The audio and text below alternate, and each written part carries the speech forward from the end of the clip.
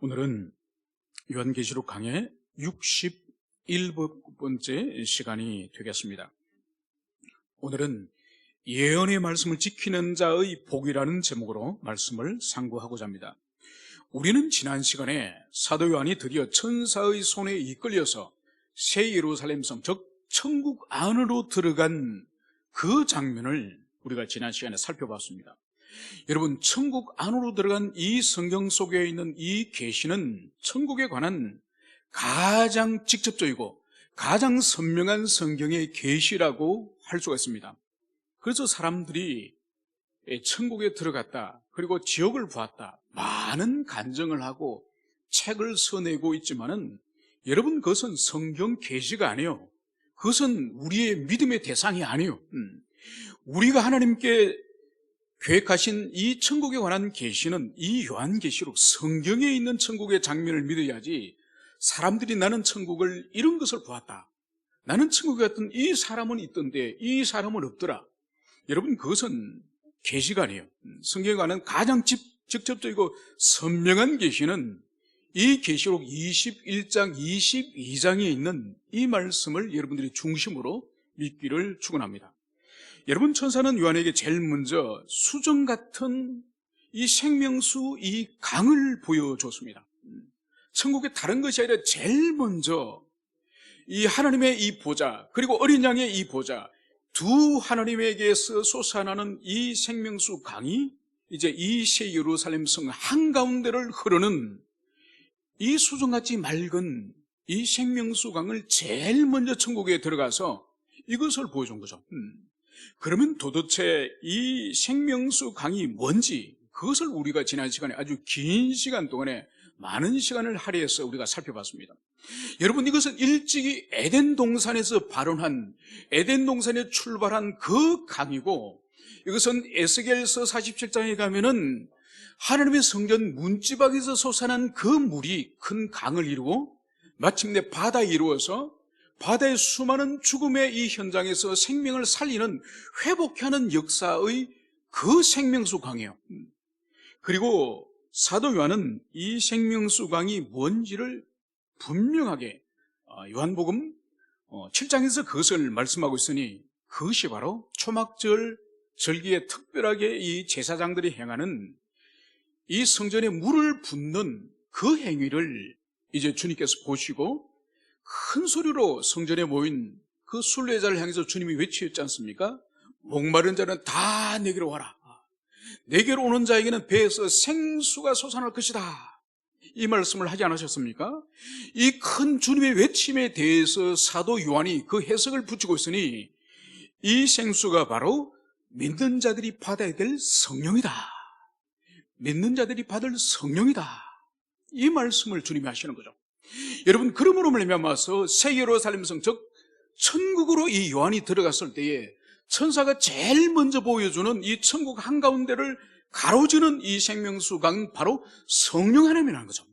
이 성령 하나님은 성부와 성자로부터 이제 발출하여지고, 그것이 천국의 온 이 천국 가운데에 충만히 임하는 것을 상징하는 것이 바로 이 천국 한가운데로 큰 이 생명수 강이 흐르는 것을, 그 이미지를 보여주었음을 우리가 지난주까지 여기까지 우리가 살펴봤습니다.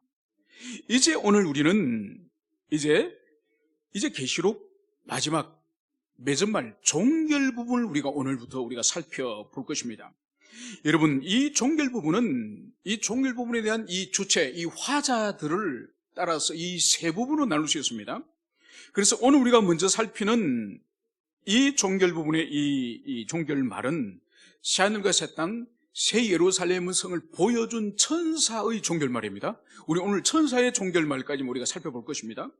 그리고 우리가 다음 시간에 살펴볼 말씀은 우리 주 그리스도 예수의 이 맺은말, 이 종결말을 다음 주 우리가 살펴볼 것이고, 그리고 그 다음에 마지막으로 우리가 살펴볼 것은 이 계시록의 집필자인 사도 요한의 마지막 종결말을 우리가 살펴볼 것입니다. 그래서 앞으로 우리가 3시간에 걸쳐서 먼저 천사의 종결말, 그리고 우리 주님의 종결말, 그리고 마지막으로 이 서신의 집필자인 사도 요한의 종결말, 이것을 우리가 차례대로 살펴보고자 합니다. 이제 우리가 오늘 본문으로 이제 돌아와서 오늘 6절에서는 이렇게 말씀을 하고 있습니다. 또 그가 내게 말하기를 이 말은 신실하고 참된지라 주 곧 선지자의 영의 하나님이 그의 종들에게 반드시 속히 되어질 일을 보이시리고 그의 천사를 보내셨도다. 이 말씀을 여기서 오늘 하고 있습니다. 여러분, 지금 사도 요한에게 천사가 지금 말을 하고 있는 거예요. 말을 하면서 오늘 천사의 말이 이 말은 신실하고 참되다. 여러분, 도대체 이 천사가 말하는 이 신실하고 참된 이 말이 무엇일까요? 여러분, 신실하다는 말과 참되다는 의미는 우리 한글이 가지고 있는 의미와도 유사합니다. 신실하다는 것은 신뢰할 만하다, 믿을 만하다. 또 참되다는 것은 거짓이 없는 완전한 진실인. 그래서 하나님께서 이 주신 이 말씀은 우리가 온전히 신뢰하고 따를 만한 참된 진리다. 이 말씀을 천사가 여기서 하고 있는 것입니다. 그러면 천사가 말하는 도대체 이 신실하고 참된 이 말이라고 하는 것은 도대체 무슨 말을 의미할까요? 이것은 바로 지금까지 하나님께서 계시하신 이 종말에 관한 계시, 이 말세에 관한 계시, 이 요한계시록에서 지금까지 주신 이 계시 전체를 말하는 거예요. 여러분, 이 계시 전체의 요약을 대충 말씀을 드리면 이렇게 볼 수 있지 않겠습니까? 먼저 하나님께서 요한에게 이 요한계시록 초반에 지상교회의 연약한 모습을 보여주지 않았습니까? 지상교회 7교회의 연약한 모습을 우리는 알고 있습니다. 교회들마다 연약함이 있고 허물이 있고 죄의 역사들이 있고, 이것이 지상교회의 연약한 모습이에요. 그래서 오늘날도 지상교회는 교회마다 개인마다 약점과 연약함을 다 가지고 있는 거예요. 인간이 볼 때는 누가 좀 더 온전해 보이고 누가 좀 더 열등해 보이지만 하나님 눈에 볼 때는 이사야 말씀에서도 바로 우리의 의인은 더러운 누더기와 같다.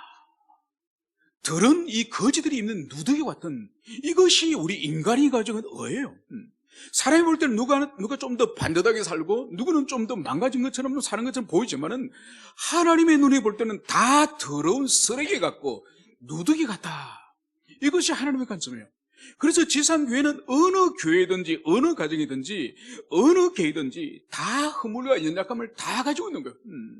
문제는 그것을 진실하게 인정하고 고백하고 하나님의 자비를 구하느냐 감추느냐, 그 차이 있는 거예요. 이어서 요한에게 이 천상교회의 영광스러운 모습을 4장 5장에서 말씀하지 않습니까? 천상교회의 그 찬송의 모습을 여러분 기억나시죠? 그죠?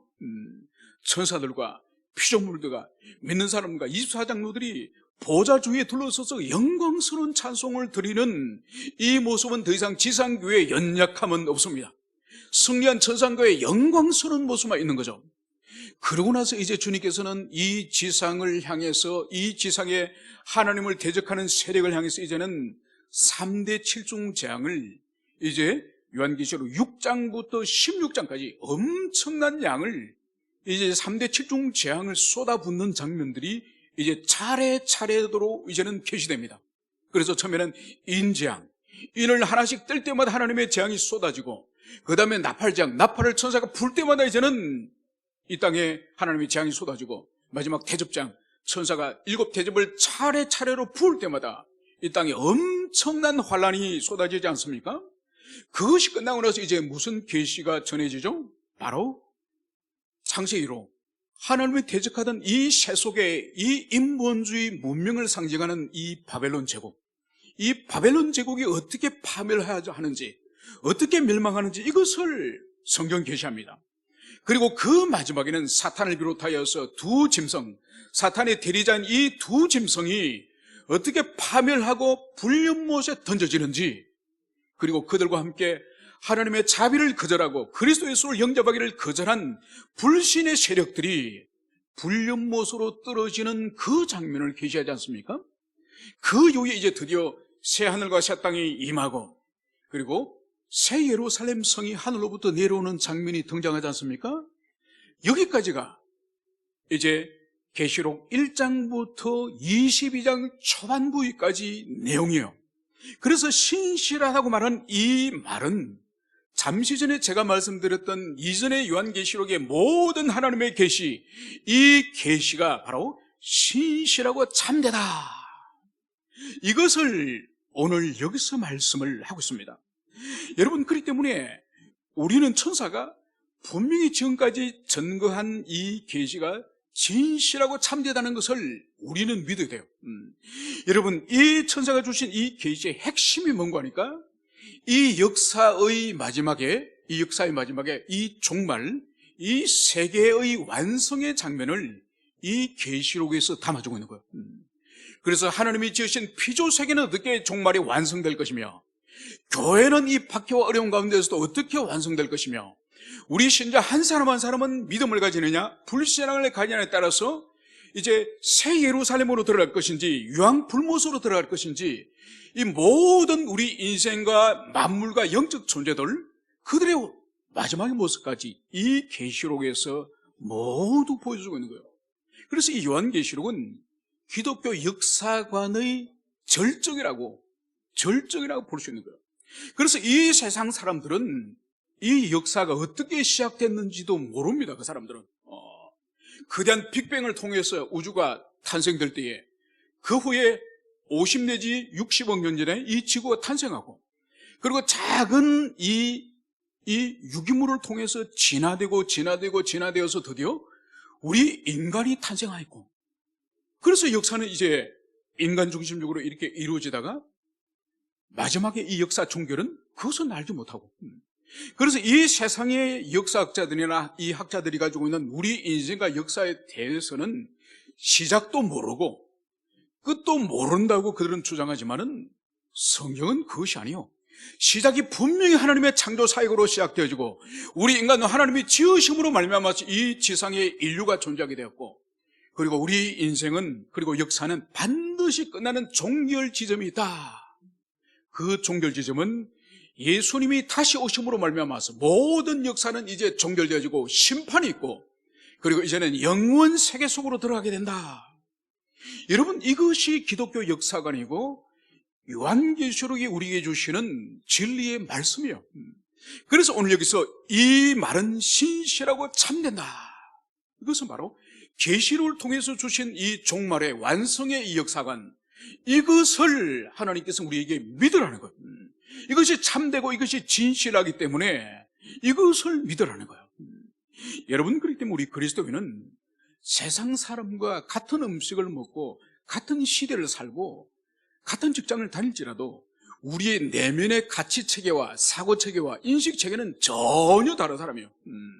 만약 이 인식체계가 아직도 달라지지 않았다고 한다면 그 사람은 아직 그리스도인 아니에요. 교회는 다닐지 모르지만은, 어떤 직분을 받을지는 모르지만은, 우리의 인식체계, 가치체계가 전혀 다른 사람이 그리스도인이에요. 그래서 우리 그리스도인은 이 세상 가운데 함께 섞여서 살아가지만은 사실 우리 별종이에요, 별종. 그리스도 안에서 다시 태어난 새로운 피조물, 그 새로운 피조물의 핵심이 뭔가니까 사고체계와 가치체계가 달라진, 그래서 이 세상을 보고 듣고 배우지만은 그게 물들지 않고 우리는 독특한 이 가치관과 세계관을 가지고 세상을 분별하고 해석할 수 있는 능력을 가진 사람이 그리스도이네요. 오늘 천사가 분명히 말하지 않습니까? 이 말은 신실하고 참되다. 그래서 이 기독교 세계관의 이 절정인 이 계시록의 종말론, 이것을 너희들이 믿고 이것을 신뢰하고 이 진리를 따라서 너희들이 살아라, 이 말씀이 바로 천사가 이 말은 신실하고 참되다, 이 말씀을 여기서 하고 있는 것이죠. 여러분들에게 바로 이런 기독교 세계관, 역사관, 종말론이 여러분 가슴 가운데 깊이 새겨지고, 그리고 그 말씀을 따라서 사는 여러분 되시기를 축원합니다. 이제 오늘 이렇게 계속적으로 천사는 말을 하고 있습니다. 주 곧 선지자의 영의 하나님이 그의 종들에게 반드시 속히 되어질 일을 보이시려고 그의 천사를 보내셨도다. 여러분, 본문에서 하나님께서 왜 천사를 이 사도 요한에게, 당신의 종들에게 왜 천사를 보냈는지 그 이유와 목적을 분명히 여기서 말씀을 하고 있습니다. 그 목적이 이유가 바로 뭐죠? 반드시 속히 되어질 일을 보이시려고. 여러분, 여기서 우리가 주목해 볼 두 단어, 반드시. 이 반드시라고는 이 의미가 바로 뭐죠? 이것은 절대적인 필연성이에요. 앞으로 장차 일어날 일이 될 수도 있고 안 될 수도 있는 불확정을 말하는 것이 아니라, 여기서 반드시라는 것은 이것은 필연적으로 확실하게 일어날 일, 장래에 결정적으로 일어날 일, 그것을 말씀하는 것이고, 그리고 여기서 속히 되어질, 이 속히라고 하는 이 의미는 뭐죠? 이것은 바로 종말이 임박한, 종말의 임박성을 여기서 말하는 것이죠. 그래서 천사가 이제 하나님께로 보냄받은 이 의미는, 종말이 바로 그리스도 예수의 이 재림이 반드시 있을 것이고, 그리고 그것은 속히 바로 임박하였음을, 그것을 오늘 여기서 말씀하고 있는 것입니다. 여러분, 그래서 우리 그리스도인은 이 지상에서 얼마나 우리는 하나님께로부터 큰 축복과 은혜를 받았는지 모릅니다. 바로 우리는 이 세계의 완성과 이 세계의 종말에 관한 지식, 이 비밀을 이 요한계시록을 통해서 주님은 우리에게 주신 거예요. 우리는 이 세상을 막연하게 아무 생각 없이 한 날 한 날 살 존재가 아니에요. 이 역사가 어떻게 끝나고 주님이 지으신 만물은 어떻게 완성되어질 것이며, 우리의 삶은 죽음 이후에 어떻게 될 것이며, 그리고 주님을 거절하였던 불신자들은 마지막에 어떻게 될 것이며, 우리를 끊임없이 유혹하고 우리를 시험에 들게 한 마귀와 그의 그 대리인들은 어떻게 될 것인지, 이 계시록을 통해서 이 마지막에 관한 이 진리를 우리에게 충분히 우리에게 주시는 것. 여러분, 이것은 이 세상 사람들은 도무지 알지를 못해요. 그들은 죽음도 알지 못하고 죽음 이후의 세계도 알지 못하고 이 세상이 어떻게 되는 관심도 없습니다. 우리는 분명하게 이 진리를 주님께서 주시기 때문에 바로 이 진리를 늘 가슴에 품고 내 인생의 마지막의 모습, 이 세상의 마지막의 모습, 악한 세력들의 마지막 모습을 우리가 항상 이것을 품고 한 날 한 날 살아갈 수 있는 그런 은혜를 주님께서 주신 것입니다. 이제 오늘 이 천사는 이 맺은 말에 오늘 이어서 오늘 주님의 말씀을 오늘 여기서 인용을 하고 있습니다. 보라, 내가 속히 오리니 이 두루마리의 예언의 말씀을 지키는 자는 복이 있으리라 하더라. 이제 오늘 7절에서는 우리 주님의 말씀을 오늘 여기서 오늘 인용을 하고 있습니다. 주님의 말씀이 뭔가요? 보라, 내가 속히 오리니. 주님의 오심, 재림이 임박하였음을 오늘 여기서 보여주고 있습니다. 속히 오리니 이 두루마리의 예언의 말씀을 지키는 자는 복이 있으리라. 여러분, 오늘 주님께서는 아주 중요한 말씀을 오늘 여기서 하시죠. 이 두루마리의 예언, 기록하여서 사도 요한에게 건네준 이 두루마리의 이 예언의 말씀을 지키는 사람이 복이 있다. 여러분, 여기서 오늘 주님께서 주시는 이 말씀이 바로 뭔가 하니까 재림의 신앙, 임박한 재림의 신앙을 따라 사는 것이 본질이 뭐냐? 이 재림의 신앙의 본질은 직장을 그만두고 선교사가 되거나, 직장을 그만두고 신학생이 되거나, 직장을 그만두고 어떤 특별한 주님을 위해서 헌신한 어떤 일을 하는 것이 아니라, 오늘 성경은 내가 속히 오리니, 주님이 속히 재림하실 것을 말씀하시면서 뭘 하라고요? 두루마리 예언의 말씀을 지키는 자는 복이 있다. 바로 재림신앙, 주님 다시 오실 것을 신뢰하고 주님 오실 것을 기다린 재림신앙의 본질은 바로 말씀을 순종하는, 삶에 있어서 하나님의 말씀을 순종하는 이 신앙이 재림신앙의 본질이다. 이것을 말씀하고 있는 거예요. 여러분, 지금까지 우리 사회에서 이 극단적 재림, 극단적 종말론자들의 이 사회적으로 문제가 됐던 것들이 보통 어떤 일들이죠? 가정을 핑계치고, 자식을 핑계치고, 직장을 그만두고, 그래서 함께 모여서 산속이나 기도원이나 자기들끼리 공동체를 이루면서 그렇게 사회적인 문제를 이루지 않았습니까? 여러분, 그것은 오늘 이 말씀에 근거할 때에 주님 당신이 속히 오시겠다 말씀하시고 우리들에게 주신 말씀이 뭐라고요? 두루마리 예언의 말씀을 지키는 자에게 복이 있다. 내가 속히 올 것이기 때문에 너희들이 집안을 버리고 가족을 버리고 자녀를 버리고 직장을 버리고 너희들의 산속으로 들어가라고 말씀하지 않았어요. 두루마리 말씀을 지키는 자에게 복이 있다. 여러분, 우리가 정말로 주님의 재림을 믿습니까? 재림을 고대합니까? 그러면 우리가 말씀에 순종하고 있느냐, 말씀을 행하는 그 삶을 살고 있느냐, 이것을 우리가 돌아봐야 될 것입니다. 여러분, 그래서 예수님께서도 요한복음 14장에서 이렇게 말씀하셨습니다. 너희가 나를 사랑하면 내 계명을 지키리라. 여러분, 왜 우리가 하나님의 뜻대로, 하나님의 말씀대로 살지 않고 우리 마음대로 삽니까? 우리가 하고 싶은 것을 먼저 합니까? 하나님의 뜻을 어기면서? 그것은 하나님보다 여전히 우리 자신을 사랑하기 때문에, 우리 자신을 최고의 존재로서 여전히 사랑하기 때문에 하나님의 말씀을 지킬 수가 없는 거예요. 오늘 분명히 예수님께서는 요한복음에서도 너희가 나를 사랑하면은, 너희가 세상보다, 너희들 자신보다, 너희들의 자녀보다, 너희들의 직업보다, 너희 사업보다가 나를 사랑하면은 내 계명을 지키리라. 여러분, 하나님의 말씀을 지키는 것은 다른 원리가 있는 것이 아니에요. 다른 논리가 있는 것이 아니라 하나님을 인격적으로 사랑하고 그분의 사랑에 매여 있으면은 그분의 계명을 지키는 것은 어려운 일이 아니에요. 여러분, 왜 지키지 못하고 왜 그분의 앞에 순종하지 못할까요? 주님을 사랑하지 않는데 지키려고 하니까 너무너무 어려운 거예요. 주님보다 여전히 자기를 사랑하고 자기 욕망을 사랑하고 자기 하는 사업을 사랑하고 자기 새끼 자식을 사랑하니까 주님 말씀에 순종하지 못하는 거예요. 여러분, 그래서 주님이 말씀하신 이 순종의 원리, 이것을 가슴에 깊이 새겨야 돼요. 내가 현재적으로 하나님을 사랑하는가? 내가 주님을 사랑하는가? 여러분, 사랑하지 않으면 절대로 주님의 뜻대로 살 수 없는 존재가 우리. 여러분, 한동안은 사는 척 하죠. 한동안은 순종하는 척 할 수 있습니다. 예배도 드리고 모든 은혜 방편에 참여할 수 있습니다. 여러분, 사랑하지 않고 그것을 참여하면 그것은 고역이에요, 고역. 어느 날 튕겨져 나갑니다. 어느 날 넘어지는 거예요. 왜 그럴까요?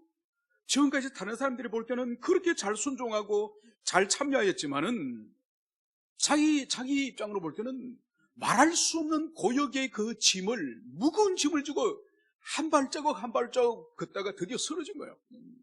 그래서 그 짐을 벗어버리는 거예요. 여러분, 그렇기 때문에 신앙생활 가운데 가장 불행한 신앙생활을 하는 사람이 누구냐? 하나님 사랑하지 않고 삶을 살고 하는, 하나님을 사랑하지 않고 하나님의 사랑을 받지 못하고 그렇게 신앙생활을 하는 사람이 가장 이 세상에 불행한 사람이에요. 마치 배우자로부터 사랑을 받지 못하고 배우자의 사랑을 받지 못하고 결혼 생활을 유지하는 것은 지옥 아닙니까?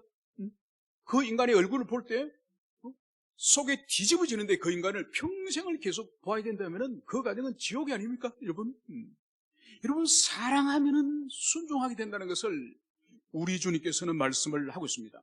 그래서 주님께서는 마태복음 7장에서도 이 행하는 삶, 이 순종한 신앙이 얼마나 중요한지, 말씀을 듣고 행하는 자는 집을 반석 위에 지은 자와 같고 말씀을 듣고도 행하지 않는 사람은 모래 위에 지은 사람과 같다. 이 말씀을 주님이 하시는 거죠. 그러니까 아무리 높은 집을 짓더라도 여러분, 모래 위에 집을 지으면 어떻게 됩니까? 사상루가, 그죠? 그냥 집이 다 허물어져 버리는 거죠. 아무런 의미가 없는 거죠. 야고보서 1장 22절 25절에서도 야고보 사도는 이렇게 말씀하고 있습니다. 너희는 말씀을 행하는 자가 되라. 이러면서 행하지 않고 듣기만 하는 자는 자기를 속이는 자라. 여러분, 말씀을 듣기만 하고 말씀을 배우기만 하고 행하지 않는 자는 자기를 속이는 자라, 자기를. 여러분, 순종하지 않는 사람의 지식은 그 사람을 교만하게 만들 뿐이에요. 여러분, 말씀을 따라서 순종해 보려고 여러분 애를 써보셨죠? 여러분, 순종이 쉽던가요? 여러분, 순종은 절대로, 하나님의 말씀의 순종은 우리의 의지나 우리의 힘으로 불가능합니다. 여러분, 그래서 순종하려고 애를 쓰면 애를 쓸수록 어떤 일이 벌어지죠? 우리는 순종할 수 없음을 하나님 앞에 고백하게 됩니다. 그러면 그 다음에 어떤 일이 벌어지죠?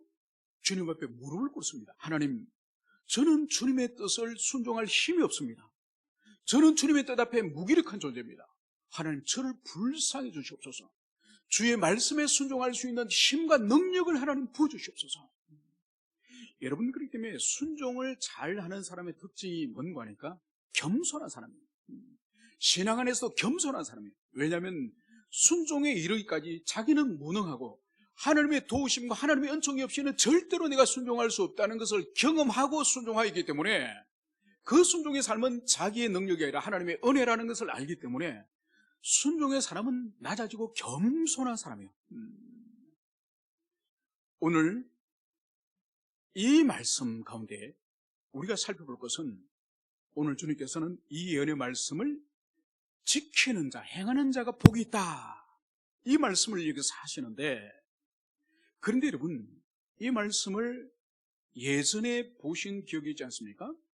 이 계시록 초도에 계시록 1장 3절에서도 이렇게 말씀을 하고 있습니다. 이 예언의 말씀을 읽는 자와 듣는 자와 그 가운데 기록된 것을 지키는 자는 복이 있나니. 여러분, 22장 7절에서는 지키는 자만 복이 있다고, 이 지키는 자만 말씀하고 있는데 1장 3절에서는 읽는 자와 듣는 자와 그 가운데 지키는 자는 복이 있나니. 그러니까 복이 있다는 말씀을 하시면서 이 두 말씀의 차이를 우리가 볼 수 있는 거예요.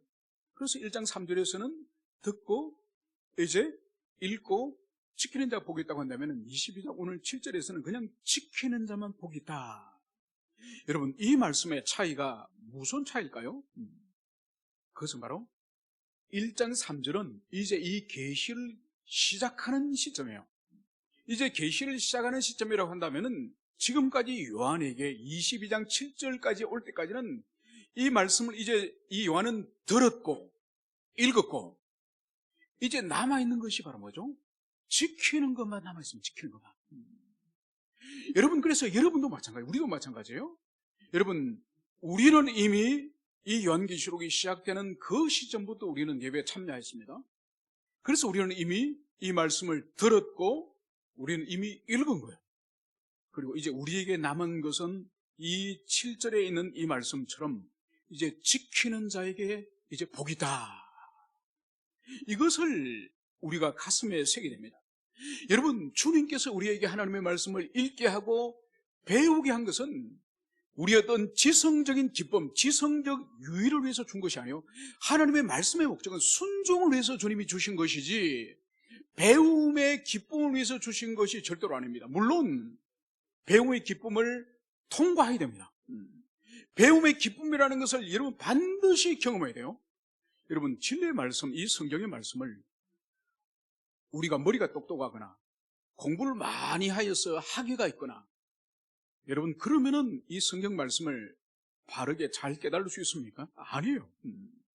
결코 박사거나 대학의 교수거나 많은 학문을 가지고 있는 이성의 능력이 뛰어난 사람에 해서 거듭나지 않는 사람은 이 성경의 말씀이 열리지 않아요.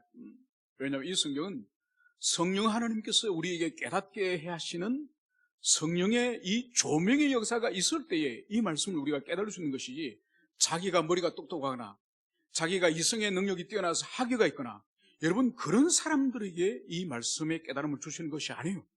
그래서 우리가 믿음을 가지고 성령을 의지해서 이 말씀을 읽고 묵상하면은 하나님께서 이 말씀의 깨달음에 큰 기쁨을 주세요. 여러분, 그래서 우리가 깨닫지 못하였던, 알지 못하였던 어떤 진리 말씀을 깨달을 때 여러분 영적 희열을 느끼지 않습니까? 그죠? 영적 기쁨을 느끼죠? 분명히 그것은 하나님의 은혜예요.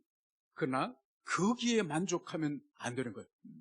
그래서 야고보 사도가 이 말씀을 행하지 않는 자를 향해서 바로 자신을 속이는 거다, 이 말씀을 하는 이유가 바로 그거예요. 자기가 말씀을 배우고 깨달아서 영적인 큰 기쁨을 누리지만은 이것은 아직 행하기 전의 영적 지적 희열이에요. 지적 희열. 여러분, 그것을 가지고 이미 자신이 산다고 생각하는 사람이 이 세상에 얼마나 많은지 몰라요. 자신이 깨닫고 지적인 기쁨을 가지고 이미 순종하여 사는 그 하나님의 말씀에 합치되는 자신의 존재라고 생각하는 사람이 있다는 거죠. 그것은 아직 아니라는 거예요. 그래서 반드시 하나님의 말씀을 온전히 깨달을 수 있는 것은 뭐냐?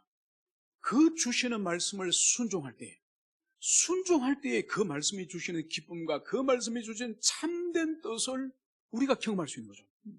그래서 주님께서 복음을 증가하라, 여러분, 복음을 증거하라고 하면은 여러분들이 서로 짝을 지어가지고 서로 사형리를 서로 주거니 받거니 해서 사형리를 여러분들이 달달달 다 외워가지고, 여러분, 그러면 그것이 복음을 증거하라고 하는 하나님의 뜻과 하나님의 그 말씀의 의미를 깨달을 수 있을 거예요? 아니에요.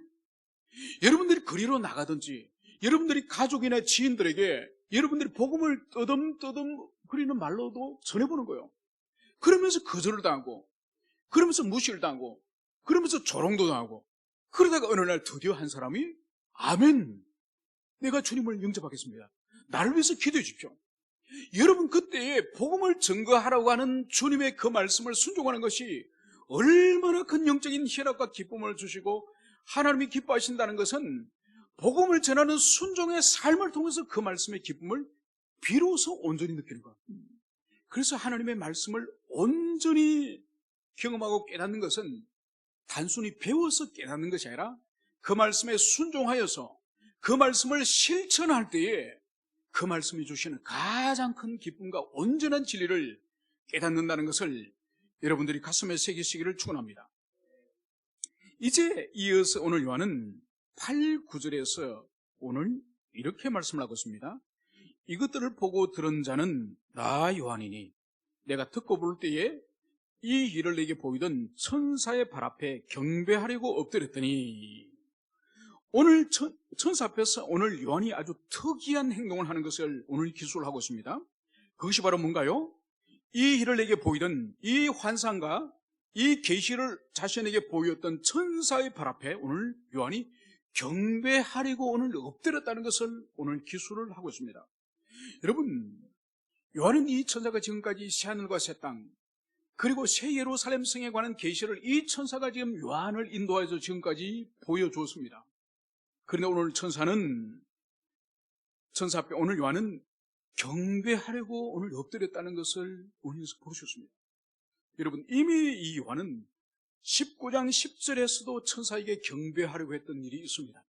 그때도 천사는 요한에게, 천사 자신을 향해서 경배하려고 하는 요한에게 저지를 했습니다. 그때도 경배하지 못하도록 천사가 그것을 말렸다는 것을 우리는 알 수 있습니다. 오늘 이 천사 또한 사도 요한의 이 부적절한 행동에 대해서 오늘 무엇을 말하는지 계속적으로 우리가 살펴보겠습니다. 그가 내게 말하기를, 나는 너와 내 형제 선지자들과 또 이 두루마리의 말을 지키는 자들과 함께 된 종이니 그리하지 말고 하나님께 경배하라. 여러분, 요한이 이제 엎드려서 이 천사에게 절을 하려고, 경배하려고 엎드리고 하니 이것을 만류하는 거예요. 천사가 만류하면서 오늘 천사의 말이 바로, 바로 천사 자신은 너와 내 형제의 선지자들과 이 두루마리 말을 지키는 자들과 함께 된 종이니 그리하지 말고 하나님께 경배하라. 여러분, 오늘 천사는 자신이 요한이나 요한의 동력자들, 그리고 요한이 목양하였던 요한 공동체의 지체들보다 자신이 더 탁월한 영적이고 나는 천상적인 존재다, 자기를 과시하거나 자기를 드러내지 않습니다. 바로 요한이나 요한의 동력자들이나 요한 공동체의 모든 지체들과 함께 나도 하나님의 종된 자다, 이것을 오늘 천사는 고백을 하고 있습니다. 여러분, 놀랍지 않습니까? 여러분, 천사는 히브리서에서도 분명하게 천사를 이렇게 말씀은 규정을 하고 있습니다. 섬기는 영으로 구원받은 상속자들을 위하여 섬기라고 보내심이 아니냐. 바로 천사의 존재는 구원받은 우리 하나님의 백성들, 자녀들, 하나님의 백성들을 섬기라고 보낸 종, 섬기라 보낸 이 하나님의 이 종으로서의 천사다, 이것을 말씀하고 있는 거죠. 그러니까 오늘 이 요한을 만류하면서 오늘 요한을 이렇게 세우는 이 천사의 진순이나 히브리서 1장 14절에서 주님이 말씀하시는 이 천사의 이 정체성, 이것이 일치하는 것을 볼 수 있습니다. 그래서 분명히 천사는 우리와 지혜에 있어서나 우리의 능력에 있어서나 우리를 초월하는 엄청난 능력을 가지고 있는 그런 천상적인 존재요, 영적인 존재예요. 그래서 우리가 구약 성경 열왕기에 보면은 아수르 군대가 예루살렘을 포위하고 있을 때에 하룻밤 사이에 천사가 와서 18만 5천 명. 18만 5천 명. 한 도시의 인구지 않습니까? 그죠? 18만 5천 명의 아수르 군대를 하룻밤에 다 생명을 거두가 버립니다. 이게 천사의 능력이에요. 신적 능력을 하나님이 부여했습니다. 그렇지만은 성경이 말하는 것은 천사는 믿는 그리스도 안에 있는 자들을 섬기는 종이요, 그리고 천사 스스로 말하는 것은 하나님 앞에 우리 모두가 하나님을 섬기는 우리는 종된 자다. 이것이 바로 천사의 정체성을 오늘 여기서 명백하게 말씀을 하고 있습니다. 여러분, 이것이 바로 사탄 마귀와 다른 거예요. 여러분, 사탄 마귀도 분명히 타락한 천사이지만은 마태복음 4장에서 이 타락한 천사는, 이 마귀는 우리 예수님께 다가와서 어떻게 유혹하죠? 우리 예수님이 광야에서 40일간 금식하면서 거기서 시험을 당할 때에 세 번째 시험이 뭐였습니까? 이 마귀가 우리 주님께 와서 높은 산 위에 이제 주님을 데리고 와서 천하 만국을 보여주지 않습니까? 그러면서 뭘 말합니까? 나에게 절하라. 나에게 절하면 천하 만국의 이 권세를 주겠다. 여러분, 이것이 바로 타락한 천사와 오늘 거룩한 하나님의 천사의 차이예요. 거룩한 하나님의 천사는 사도 요한이 엎드려 경배하려고 할 때에 말리는 거예요. 나에게 경배하지 말고 오직 하나님께만 경배하라. 나는 너희들과 동일하게 하나님 앞에 종에 불과하다. 그러나 마귀는 바로 우리 주님에게 오히려 경배를 하도록 유혹하는 이것이 바로 사탄 마귀예요. 여러분, 그렇기 때문에 오늘날도 하나님께로 돌아가야 될, 하나님께 올려야 될 찬양과 경배를 가로채는 것은, 이것은 마귀적이고 사탄적인 거예요. 여러분, 이것은 특히 평신도들에게 보다는 목회자라든지 앞에서 어떤 모양이든지 섬기는, 그죠? 다른 사람 앞에 도드라지게 섬기는, 교회 안에서 섬기는 사람들에게서 가장 조심해야 되죠. 그래서 하나님께로 돌아가야 될 모든 이 지상에서 어떤 탁월함이나 어떤 뛰어남이나 어떤 선하고 귀한 것이 있다고 한다면 하나님의 은혜예요. 은혜로 주어진 것이지, 그걸 가지고 자신을 드러내려고 하는 것은 이건 참으로 부끄러운 일이고, 그것은 마귀적이고 사탄적인 거라고 우리는 기억해야 됩니다. 그래서 항상 우리는 주님이 우리에게 어떤 좋은 걸 주시면은 모든 것은 주님의 은혜와 영광입니다. 우리 인생의 어떤 불순종과 죄와 더러운 모습은 이것은 다 우리의 허물과 우리의 죄입니다. 그래서 이 인식이 우리 모두에게 분명하게 있기를 축원합니다. 그러면 왜 사도 요한이 두 차례나 19장에서도 천사를 경배하려고 했다는 그 부분을 기록하고 있고 22장에서도 또 천사를 경배하려고 하면서 또 천사의 저지를 받았는지, 이것을 왜 두 차례씩이나 이 부끄러운 일을 두 차례씩이나 이 요한이 기록을 했을까요? 두 가지를 우리가 생각해 볼 수 있는데, 첫 번째는 뭔가니까 이 초대교회 이 시기에 천사 숭배가 광범위하게 퍼져 있었습니다. 물론 이것은 교회 안에도 천사 숭배가 들어와 있어서 사도 바울이 경고를 합니다. 교회 안에도 들어있지만은 교회 밖에도 이미 천사라고 하는 이 개념은 이 그리스 로마의 이 문화 가운데서 이 천사의 존재는 아주 경배의 대상으로서 널리 그 시대에 대중적으로 퍼져 있었던 거죠. 그래서 사도 요한은 결코 천사는 경배의 대상, 우리의 숭배의 대상, 예배의 대상이 아니라는 것을 명백히 쐐기를 받기 위해서 오늘 이 천사 경배의 이 사건을 여기서 기록한 것이고, 두 번째는 뭔가 하니까 이 사도 요한은 자기의 부끄러운 모습, 두 번씩이나 하나님이 아닌 천사를 경배하려고 했던 이 어리석고 무지한 이 일을 기록하게 한 일이 바로 뭐죠? 이것은 바로 헤아래, 이 세상에 어떤 인간도 온전한 인간이 없다. 모든 자들이 주님 앞에 더러운 죄에 불과하다. 그래서 우리 그리스도 안에 있는 자는 오직 용서받은 죄인에 불과하고, 그리스도 안으로 아직 들어오지 못한 자들은 아직 용서받지 못한 죄인으로 살아가는 것이지, 우리가 죄성을 가지고 있는 것은 마찬가지예요. 그죠? 우리 용서받은 죄인이기 때문에 항상 우리가 생각해야 될 것은 나는 용서를 받았다. 그러나 여전히 나에게 죄성이 있다. 우리 이 땅을 떠나는 그 순간까지 하나님의 은총을 우리는 사모하지 않고는 언제든지 넘어질 수 있다. 여러분, 그래서 보세요. 성경 속에서 우리 신앙의 위인으로서 꼽히는 사람들 가운데서 허물과 죄가 없는 사람이 있습니까? 성경에 기술되어 있는 모든 위대한 사람들 가운데에 다 성경은 정직하게 정직하게 그들의 허물을, 죄를 기록을 하고 있습니다. 여러분, 세상에는 보세요. 위인전기, 또 자서전, 평전, 그죠? 오늘날 그런 형태로서, 이런 문학 장르로서 한 사람의 인생을 이렇게 자서전이나 회고록이나 평전이나 위인전이나 이런 것들을 볼 수 있지 않습니까? 공통점이 뭔지 아십니까? 공통점은 허물은 감춥니다. 죄와 허물은 감추거나 축소시키고 그 사람의 공로는 매우 높입니다. 매우 높입니다. 실체하고 그 사람의 원래 됨됨이와는 많이 다른 그런 회고록이나 자서전을 보통 기록을 하죠. 근데 성경은 모든 하나님의 종에게 있어서도 죄와 허물을 정확하게 기록하는 거죠. 그래서 당대의 의인으로 불렸던 노아조차도 바로 술을 마시고 옷을 벌거벗고 자녀들 앞에 그렇게 벌건 모습을 보여주고 결국은 자기 입으로 자기 자손을 저주하는 그런 부끄러운 아버지지 않습니까? 여러분, 우리가 존경하는 아브라함, 믿음의 조상이라 불리는 아브라함은 어떤 허물이 있습니까? 자기 부인을, 자기 생명을 잃을까봐 두려워서 자기 부인을 여동생이라고 이제 속이고, 그래서 이집트의 파라오가 자기 아내를 데려가서 결혼을 하려고 할 정도로 자기 아내를 아내라 말도 못하는 그런 사람이 아브라함이지 않습니까? 여러분, 우리 예수님을 이 땅에 태어나게 한 그 유다 지파의 조상 유다는 어떤 사람이죠? 유다는 길을 가다가 어떤 창녀가 자기를 유혹해서 자기가 그 창녀와 간통을 합니다. 세월이 지나서 보니 그 창녀가 아니에요. 자기 며느리였습니다. 며느리와 성관계를 가지고 두 상동인을 낳지 않습니까? 성경 그것을 다 기록하라는 거예요. 여러분, 우리가 알다시피 다윗을 보세요.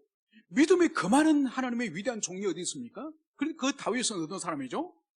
전쟁터 나가고 혼자 있는 자기 신하의 아내를 유혹해서 신하의 아내와 강간을 하고, 그리고 그 아기가 태어날 쯤에는 그 증거를 인멸하기 위해서 그 신하를 전쟁터에서 죽이지 않습니까? 그것을 성경은 그대로 기억하는 거예요. 여러분, 세상의 위인전이나 세상의 평전이나 회고록은 허물을 감추지만은 성경은 모든 하나님의 사람이라 할지라도 죄와 허물을 다 기록하는 거예요.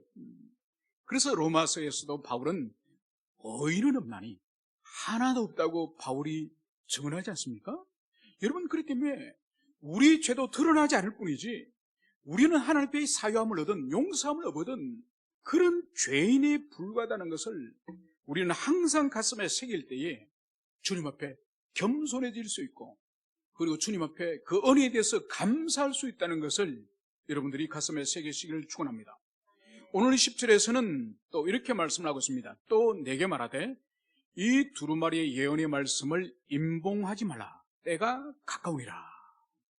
여러분, 천사는 오늘 요한에게 요청합니다. 오늘 이 두루마리 이 예언, 이 천사를 통해서 주어진 이 예언, 이 말씀은, 이 두루마리 말씀은 바로 이 계시록을 말한 겁니다. 이 계시록의 말씀을 임봉하지 말라. 여러분, 임봉하는 의미를 우리는 이미 알고 있습니다. 그러니까 고대시대 때는 파피루스나 양피지로 이렇게 두루마리를 이렇게 맙니다. 말해서 이것을 볼 수 없도록 여기에 납이나 밀랍 같은 거로 끓여가지고 여기에 붓습니다. 그리고 그 사람의 상징하는 도장으로 찍습니다. 그러면 이 가죽 양피지든지 파피루스든지 이 납으로 봉인이 되는 거죠. 그래서 우리가 그 인장에 대해서 우리가 공부할 때 이 두루마리에 7개 인이 여기에 붙지 않습니까? 이 인을 하나씩 떼는 거죠. 그래서 이 봉인을 하지 마라, 임봉을 하지 말라, 이 말씀을 여기서 하고 있는 거예요. 여러분, 다니엘서 12장에 가면은 다니엘에게 하나님께서 구약의 아주 중요한 말세의 교훈, 말세에 관한 중요한 예언의 말씀을 주십니다. 그 말씀을 다니엘에게 주시면서 다니엘에게 이렇게 말씀을 하십니다. 다니엘아, 마지막 때까지 이 말을 간수하고 봉한 마라. 다니엘에게는 인류 역사의 종말에 관해서 말씀을 주시지만은 그 말씀을 봉한 마라, 임봉하라고 명령을 하지만은 오늘 천사는 요한에게 이 말씀을 임봉하지 말라, 때가 가까우니라. 여러분, 왜 다니엘에게는 봉함하라고 한 이 말씀을 오늘 사도 요한에게는 임봉하지 말라고 말씀하실까요? 그것은 바로 이제 때가 가까웠다. 바로 그리스도의 재림, 우리 주님이 다시 오실 날이 가까웠기 때문에 이제는 이 말씀을 임봉하지 말라. 여러분, 임봉하지 말라의 뜻이 뭘까요? 여러분, 임봉하지 말라의 의미는 이것은 은유적으로 상징적으로 해석이 됩니다. 단순히 이 두루마리에 번도풀로 붙이지 말고 그냥 내버려 두라는 그런 뜻이 아닙니다. 여러분, 이 임봉하지 말라는 이 의미는 이 요한계시록을 닫혀진 책, 비밀의 책, 그래서 누구도 볼 수 없는, 이 봉인하에서 누구도 볼 수 없는 닫혀져 있고 비밀스러운 책으로 만들어서는 안 된다는 거예요. 이 진리의 말씀을 명명백백하게 교회 앞에, 명명백백 앞에 교회 앞에 드러내고 밝히 이 말씀을 강론할 것을 말씀하는 거예요. 여러분, 이 말씀은 보세요. 이 요한이 결국은 이 말씀을 기록하여서 7 교회에게 보냅니다. 여러분, 7 교회에 보내는 의미가 뭔가요?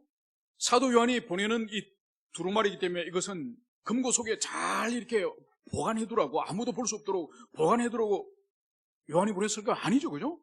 그 두루마리를 펼쳐서 모든 교우들을 한 자리에 앉혀놔놓고 그 두루마리를 펼쳐서 한 사람이, 대표자가 일어서서 이 요한계시록을 천천히 낭독하지 않았겠습니까? 여러분, 그것처럼 오늘 이 두루마리를 임봉하지 말라, 이 의미는 이 계시록 말씀을 닫혀진 책이요, 비밀의 책으로서, 두려운 책으로서 읽기가 무섭도록 그렇게 하지 말라는 거예요.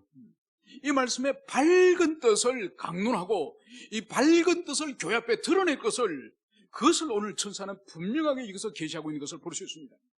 여러분, 그러나 실제적으로, 현실적으로 보세요. 우리 한국교회를 보십시오. 66권 성경 가운데 가장 감춰진 책, 가장 닫혀진 책, 가장 비밀스러운 책을 꼽으라고 한다면 여러분, 누구든지 이 요한계시록을 꼽을 겁니다. 여러분, 천사가 오늘 하나님께서 천사를 통해 주신 말씀은 임봉하지 말라는 거예요. 임봉하지 말라 그랬는데 오히려 우리 스스로 임봉하여서 비밀의 책, 닫혀진 책으로 만들었음을 우리는 볼 수 있습니다. 그래서 66권 가운데서 특별히 하나님께서 이 말씀이 얼마나 중요하고 이 말씀을 밝히 드러낼 것이 얼마나 중요하기 때문에 다른 말씀, 다른 성경에서는 임봉하지 말라는 이 말씀이 등장하지도 않습니다.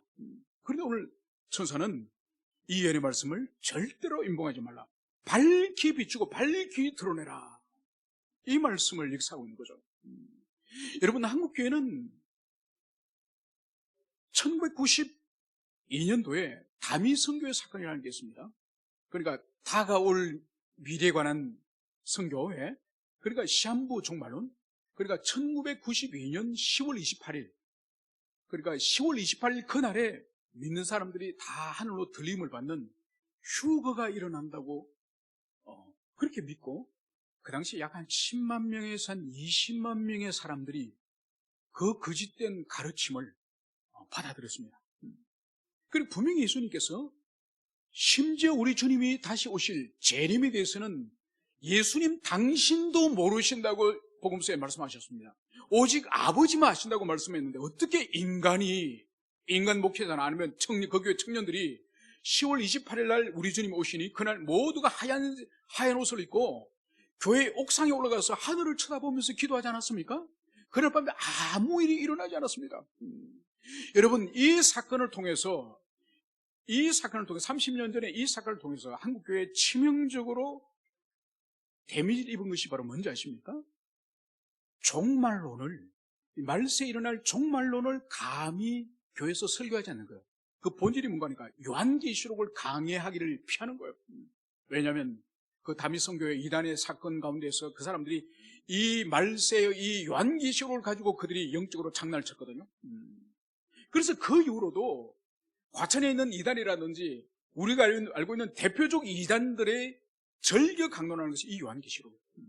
그래서 하나님께서는 이 요한계시록을 임봉하지 말고 이 말씀을 밝히 드러내라, 그리고 왜곡하지 말고 올바르게 그것을 강론하라, 이 말씀을 주셨는데, 다미성교회 30년 전에 그 사건을 시작으로 해서 감히 교회에서 요한계시록을 강론하지 않고 말세와 종말에 대해서 강의하기를 두려워하는 그런 이 한국교회가 되고 말한 거죠.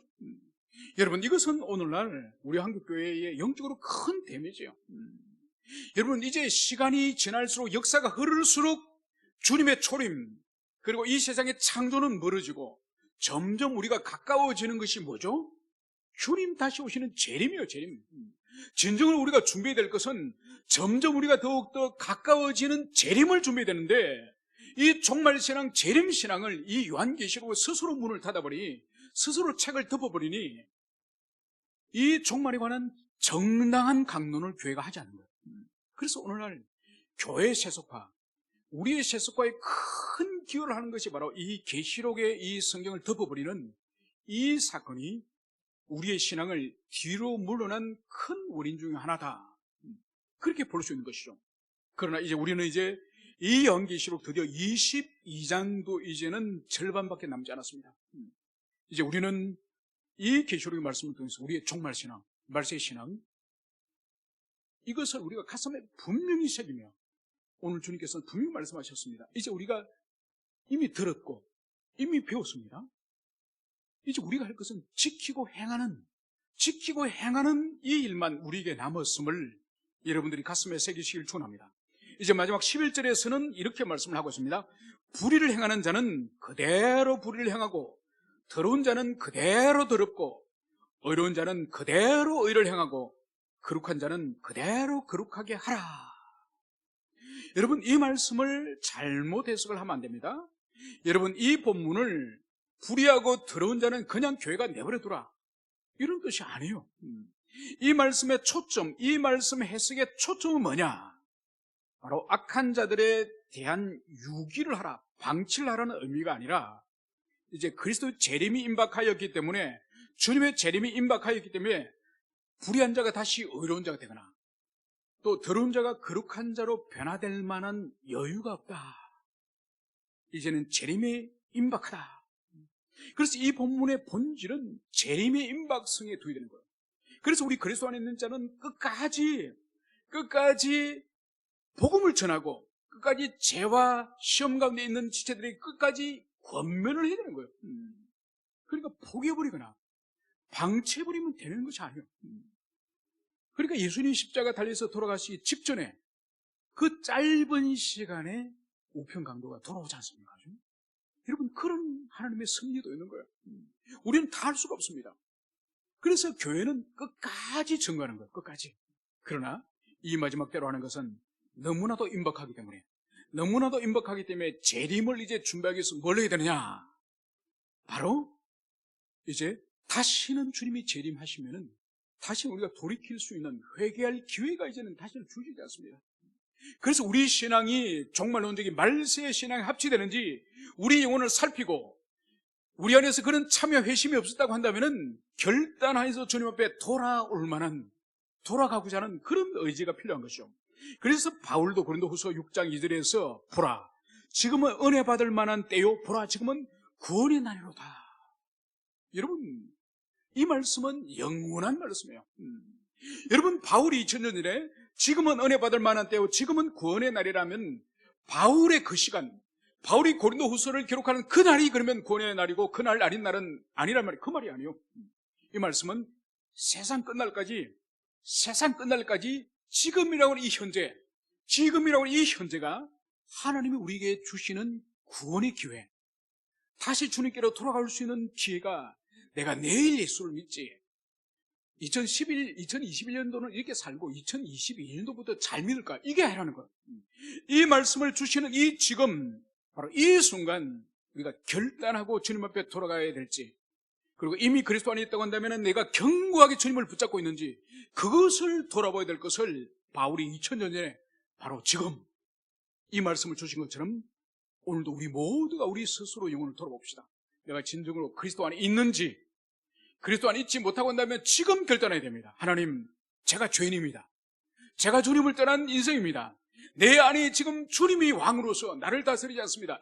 여전히 내가 왕입니다. 내 마음대로 내 인생을 설계하고 내 인생 마음대로 내가 삽니다. 하나님, 내가 주님보다 더 사랑하고 더 붙잡고 더 많은 시간을 보내고 더 주님보다 집착하고 사랑하는 것이 있습니다. 하나님, 이것을 내려놓습니다. 여러분, 이것이 바로 고린도후서에서 바울이 지금이 은혜 받을 만한 때요, 지금이 구원의 날이다, 이 말씀을 하시는 거예요. 이 시간 여러분 자신이 그리스도 안에 있다고 한다면 깊이 감사하시고 끝까지 믿음의 경주를 하기를 주님께 기도하시고, 그러지 못하고 아직도 그리스도께서 내 인생의 왕자에 앉으셔서 내 인생을 다스리시고 그 주님의 다스림 옆에 내가 순종하여 살지 못하면은, 그러니까 살지 못하였음을 깊이 참여하시고 회개하시고 그리스도를 가슴에 심령 가운데 모셔드리는 여러분들 되시기를 축원합니다. 함께 우리 기도하시겠습니다.